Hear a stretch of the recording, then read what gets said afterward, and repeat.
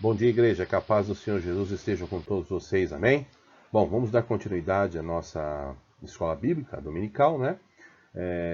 Vamos retomar o assunto que iniciamos no último encontro, cujo tema é Lucas, o ministério do Filho do Homem. Vamos para a segunda parte, né? Antes disso, eu quero apenas agradecer a atenção de todos, né? Eu tenho acompanhado aí a visualização dos irmãos, né? Então eu peço para que os irmãos continuem, né? Na mesma fé, né? Porque eu creio que aquilo que a gente tem procurado aqui dividir com os irmãos, como tem feito bem para mim, tem feito também bem para os irmãos também, né? Então, procure aí sempre separar um tempinho, né? Para que você possa estar aí ouvindo uma porção da palavra de Deus, ok? Amém? Deus abençoe. Vamos dar continuidade. Bem, vamos dar sequência voltando à leitura bíblica em Lucas capítulo 4, verso 14 ao verso 21. Diz assim: Então, pela virtude do Espírito, voltou Jesus para a Galiléia, e a sua fama correu por todas as terras em derredor. E ensinava nas suas sinagogas, e por todos era louvado. E, chegando a Nazaré, onde fora criado, entrou num dia de sábado, segundo o seu costume, na sinagoga, e levantou-se para ler. E foi-lhe dado o livro do profeta Isaías, e quando abriu o livro, achou o lugar em que estava escrito: O Espírito do Senhor é sobre mim, pois que me ungiu para evangelizar os pobres, enviou-me a curar os quebrantados de coração, a pregar liberdade aos cativos e restauração da vista aos cegos, a pôr em liberdade os oprimidos, a anunciar o ano aceitável do Senhor. E cerrando o livro e tornando-o a dar ao ministro, assentou-se. E os olhos de todos na sinagoga estavam fitos nele. Então começou a dizer-lhes: Hoje se cumpriu esta escritura em vossos ouvidos. Amém. Deus abençoe pela leitura da sua santa palavra. Amém. Bom, dando continuidade, né? Nós tínhamos finalizado no último encontro, né? Na verdade, iniciado o tópico que falava que Jesus tinha um ministério reconhecido, né? Aí nós falávamos ali sobre algumas características importantes que você enxergava no ministério realizado, ou enxergava no ministério realizado por Jesus. Veja, essas características estavam relacionadas à parte do ensino, à parte dos milagres e à oposição que Jesus fazia às coisas do mal, né? Então isso era bem claro, né? Lucas ele descreve ali algumas situações onde nós podemos enxergar estas ações, né? Bem, fora isso, né? O Filho do Homem, Jesus Cristo, ele dedicou-se inteiramente à sua obra, né?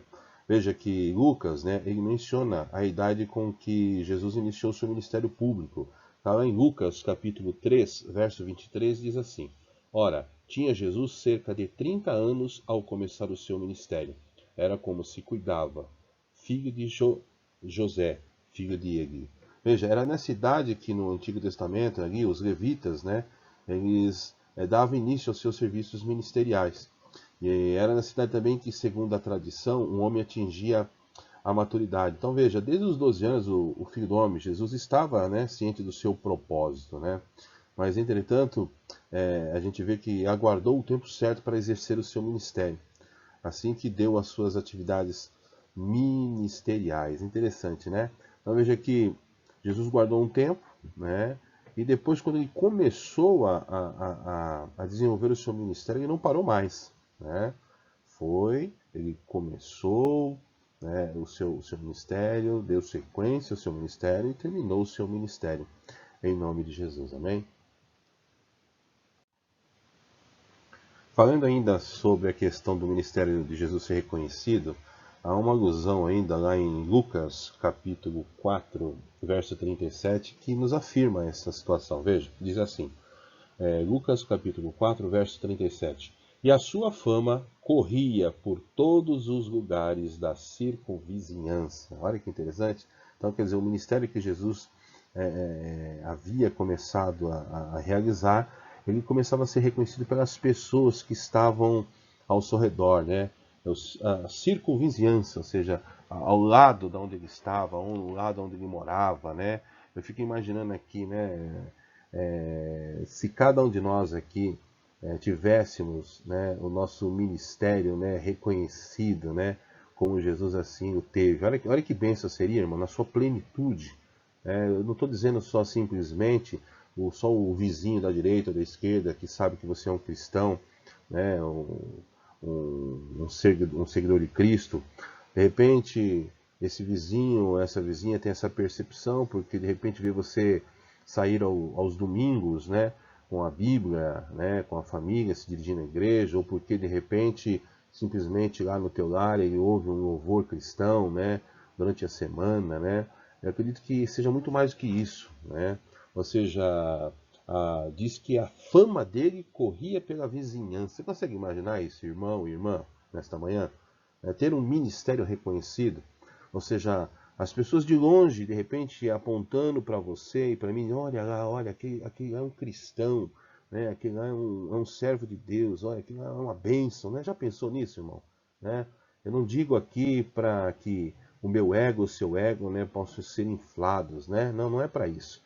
Mas para que as pessoas possam ver que há um Deus sobre a tua vida e você também se sentir sendo usado nas mãos de Deus para que o nome do Senhor seja glorificado. Olha que importante isso. Então veja, a fama de Jesus corria a circunvizinhança. Aí cabe uma reflexão para mim e para você. Será que a nossa fama tem corrido, né? A nossa circunvizinhança? O que tipo de fama? Fama do bom cristão? Ou fama de uma pessoa mal educada, de uma pessoa mal-humorada, uma pessoa que não dá bom dia, nem boa tarde, nem boa noite, uma pessoa que vive numa vida totalmente secreta, né? Ninguém sabe o que você professa em termos de fé.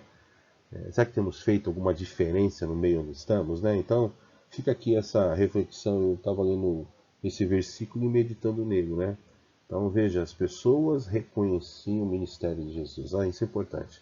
Que assim seja com as nossas vidas também, em nome de Jesus. Amém? Dando sequência, veja, o próprio Senhor Jesus também teve o seu ministério reconhecido pelo Pai, né? Vocês devem lembrar do episódio ali do batismo de Jesus, né, por João Batista. Vai ver lá em Lucas capítulo 3, verso 22. Diz assim: O Espírito Santo desceu sobre ele em forma corpórea como pomba, e ouviu-se uma voz do céu: Tu és o meu filho amado, em ti me compraz. Amém, amém, aleluia. Então veja, né?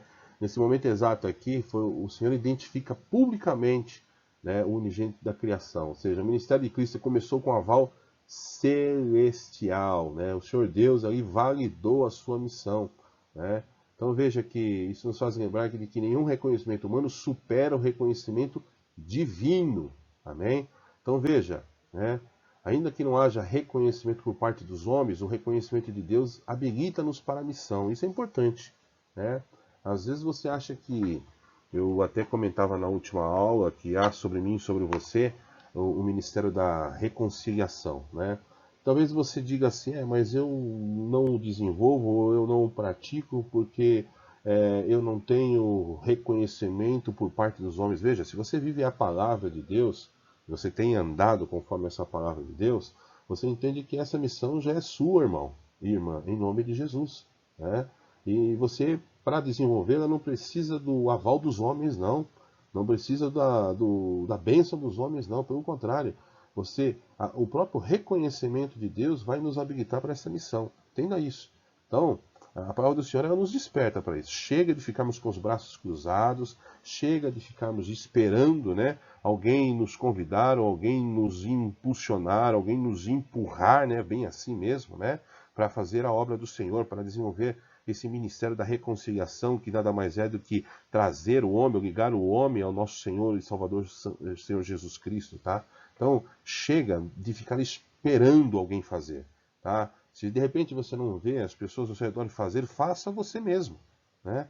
Você tem a condição de fazer, eu sempre digo isso. A evangelização pessoal, muitas vezes, é mais importante do que a coletiva. Porque a coletiva muitas vezes depende de uma estrutura, depende de recursos financeiros, depende de uma certa união da comunidade onde você está, né? União até de pensamentos, de ideais, mas quando você entende que ela é uma missão individual, você sabe que simplesmente você vai e faz, não precisa dos outros, né? Então procure atentar para essa situação, amém? Você não precisa do reconhecimento dos homens, basta o reconhecimento de Deus, né? E quando você segue esta palavra, você vive para essa palavra, creia que o Senhor reconhece né, e te habilita para esta missão em nome de Jesus, amém? Veja, também os anjos também eles reconhecem, né, o próprio ministério de Jesus. Nós temos algumas passagens, né, onde que nós vemos aí, por exemplo, o anjo Gabriel, né, que é citado em Daniel 8, 16 e 9 e 21, que anunciou a Maria que ela traria ao mundo o Salvador, né. Nós temos algumas situações interessantes quando Jesus ali ele triunfa no episódio no episódio da tentação e foi servido por anjos também. Quando ele estava naquele muito difícil, né, ali no Getsemane, né, apareceu um anjo do céu que o confortava. Então veja, os anjos também reconheciam, né, o próprio ministério do Senhor Jesus. Não bastasse isso, até os demônios reconheciam também, né, olha que interessante, né, reconheciam o ministério de Jesus, né, e isso era claro, né, quando Jesus se encontrava com pessoas possessas, né.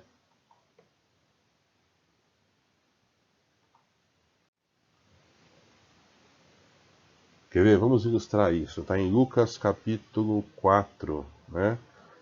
Verso. Não é o verso 31, tá? A partir do 31, diz assim: a cura do endemoniado em Cafarnaum. Olha que interessante. E desceu a Cafarnaum, cidade da Galileia, e os ensinava no sábado. Quem fazia isso? Jesus. E muitos se maravilhavam da sua doutrina, porque a sua palavra era com autoridade. Olha, a palavra de Jesus tinha autoridade. Oh, aleluia. Achava-se na sinagoga, veja, um homem possesso de espírito de demônio, imundo, e bradou em alta voz. Olha aqui. Ah, olha, esse aqui é um adilamento, tá? Ah, que temos nós contigo, Jesus Nazareno? Olha, conhece Jesus. Vieste para perder-nos? Bem sei quem és, o Santo de Deus. Olha como ele era reconhecido, né? Veja, ele era reconhecido também pelos demônios. Aí diz, mas Jesus o repreendeu dizendo, cala-te e sai deste homem. O demônio, depois de o ter lançado por terra por meio de todos, saiu dele sem lhe fazer mal. Todos ficaram grandemente admirados e comentavam entre si, dizendo, que palavra é esta? Pois com autoridade e poder ordena aos espíritos imundos e eles saem? E a sua fama corria por todos os lugares da circunvizinhança. Então veja, até os demônios o temiam, né?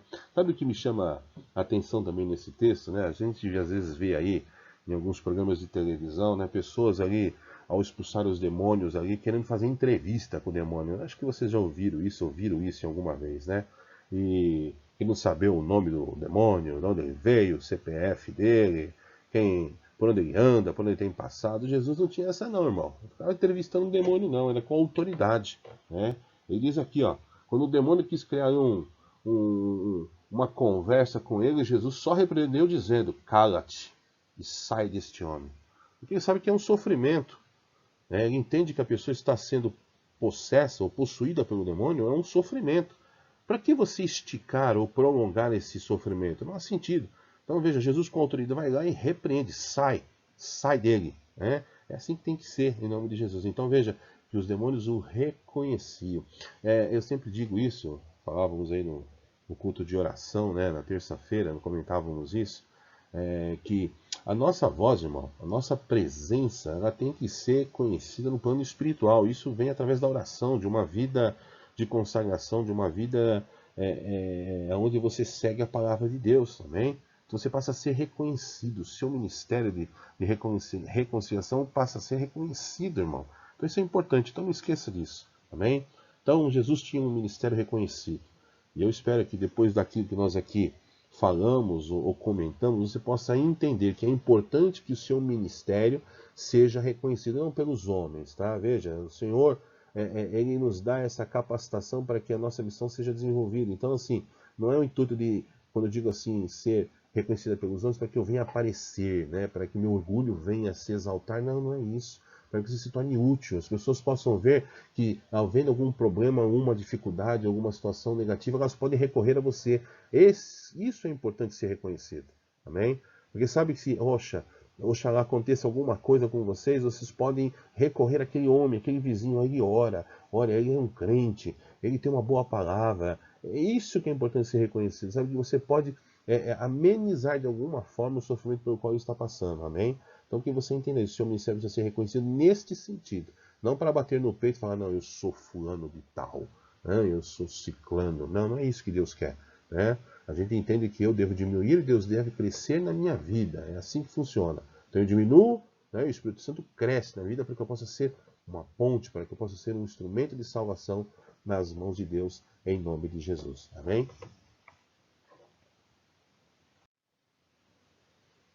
Vamos dar continuidade.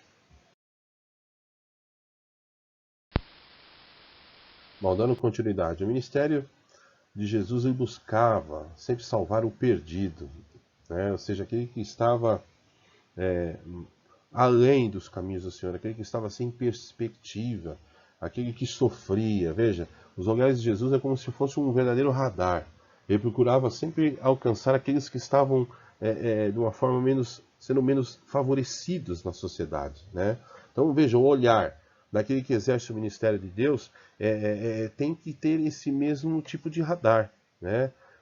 Que Deus possa nos dar essa percepção, Deus possa nos dar essa condição de enxergarmos as pessoas que estão sofrendo, as pessoas que estão com um problema, né? Veja, essas pessoas que precisam ser alcançadas. E quando eu digo problemas, problemas são todos os tipos, irmão. Tá? Desde a questão econômica, na questão de enfermidade, na questão de falta de paz, de falta de sossego, enfim, a igreja é uma igreja atuante quando ela consegue enxergar esse perdido, né, no lugar onde ele está, e vai ao encontro dele para tentar salvá-lo. Esse é o papel da igreja, esse é o ministério que Jesus ensinou, né, e praticou, e que eu e você temos que praticar nos dias de hoje. Amém?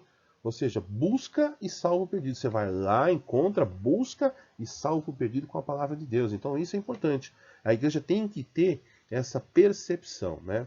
Então veja, quando nós falamos isso, Jesus, através do Evangelho segundo Lucas, fica bem claro aqui, através das ações descritas por Lucas, que ele dá uma atenção especial a alguns grupos específicos ali da sociedade israelita da época, tá? Sociedades que eram marginalizadas, sociedade que era marginalizada e pessoas que eram marginalizadas pertencentes a essa sociedade. Por exemplo, a mulher. Nós sabemos que a sociedade israelita era machista, a mulher era colocada em segundo plano. Então veja, ouve o texto de Lucas, capítulo 7, né, do verso 7, do verso 11, vamos a partir do 11, diz assim, né? Em dia subsequente, dirigia-se Jesus a uma cidade chamada Naim. Veja, Jesus estava caminhando, fazendo o seu ministério, e se dirigiu a uma cidade chamada Naim. E iam com ele os seus discípulos e numerosa multidão. Jesus, discípulos e a multidão seguindo. Amém? Olha que interessante. Aí diz, como se aproximasse da porta da cidade, eis que saíam em enterro do filho único de uma viúva. Olha que interessante. Ele se depara com uma situação. Ele vê um cortejo, né? Obviamente, o enterro do filho único de uma viúva. A viúva já era marginalizada naquela época. Então veja, marginalizada, quem ligaria para o sofrimento daquela mulher? A viúva era marginalizada e quem morre é o filho único dela. Olha que situação, né? Mas Jesus vai e se sensibiliza com isso. Aí diz o texto ainda, né? E grande multidão da cidade ia com ela. Vendo-a, Jesus teve a percepção de olhar para o sofrimento daquela mulher viúva. Ó. Vendo-a, o Senhor se compadeceu dela. O que é se compadecer? Ele se encheu de compaixão. Ele se colocou no lugar dela, ele sentiu o sofrimento dela, ele sentiu a dor dela. Veja, esse ministério que Jesus pratica, é um ministério que busca e salva o perdido, mas para fazer isso, ele tem que se colocar no lugar do outro. Então veja que aquilo que vai me motivar, aquilo que vai motivar a igreja a desenvolver o ministério que Jesus fazia naquele momento, né? Ou seja, é o sentir a dor do outro. Então nós temos que sentir a dor do outro. Peça para que Deus faça com que eu e você venhamos a sentir a dor do outro. Quando eu sinto a dor do outro, eu sinto que dói em mim, aquilo que estaria doendo nele, aí eu consigo ser impulsionado a realizar ou a fazer alguma coisa, irmão, em nome de Jesus. Aí diz o texto, né? Se compadeceu dela, ele disse, não chores. Olha a palavra dele, deu. Uma palavra de consolo, não chores. Chegando-se, ele tocou o esquife e parando os que conduziam, disse, jovem, eu te mando, levanta-te, louvado seja Deus, né? Então veja, sentou-se o que estivera morto e passou a falar, e Jesus o restituiu à sua mãe. Todos ficaram possuídos de temor e glorificaram a Deus, dizendo, grande profeta se levantou entre nós e Deus visitou o seu povo. Amém. Irmãos, eu vou terminar por aqui, já está dando quase 20 minutos essa segunda parte, mas que possa ser assim nosso trabalho. Ao realizar esse trabalho cheios de compaixão, né, as pessoas possam dizer, e Deus visitou o seu povo, né? Então que nosso ministério possa ser reconhecido desta forma. Um ministério que vai ao encontro daquilo que precisa ser salvo, em nome de Jesus. Amém? Então Deus o abençoe, né? Medite nessa palavra e se Deus quiser estaremos aqui no próximo domingo para mais uma parte dessa lição. Amém. Fique com Deus em nome de Jesus. Amém.